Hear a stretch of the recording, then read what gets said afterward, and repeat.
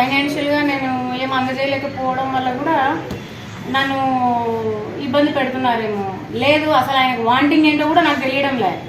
ఇలా అసలు నాకు ఎవరు సపోర్ట్ చేయకుండా నా ఉద్యోగానికి భంగం కలిగిస్తున్నారు. నన్ను ఏమంటే డైరెక్ట్గా ఫిజికల్గా హెరాస్ చేయట్లేదు, ఇంకా ఎన్ని రకాలకు కావాలో అన్ని రకాలుగా హెరాస్ చేస్తున్నారు ఆయన. నాకు ఇంతకంటే మార్గం లేదు. ఇప్పుడు కూడా మీ దగ్గరికి ఎందుకు వచ్చినంటే రేపు మార్చి 8th వస్తుంది, ఉమెన్స్ డే అని చెప్పేసి పెద్ద పెద్ద సెలబ్రేషన్స్ చేసుకుంటాం.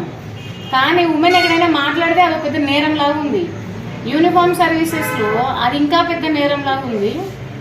నేను జనరల్గా బయట మీకు అందరికీ తెలుసు నేను యాక్టివ్గానే పార్టిసిపేట్ చేస్తుంటాను ఏదైనా విషయంలో. కానీ నేను మానసికంగా ఇంత ఇబ్బంది పడుతున్నాను అని చెప్పడానికి మీ ముందుకు రావడానికి కూడా నేను 10 సార్లు ఆలోచించుకుని వాళ్ళ మీద యాక్షన్ తీసుకుంటారన్న విషయం కూడా తెలుసు. యాక్చువల్గా మీడియాని ఫేస్ చేసేందుకు నా మీద ఇబ్బంది పెట్టే చర్యలు తీసుకుంటారని కూడా నాకు తెలుసు. కానీ నేను ఇంతకంటే ఏం చేయలేక నేను ముందుకు వచ్చినాను.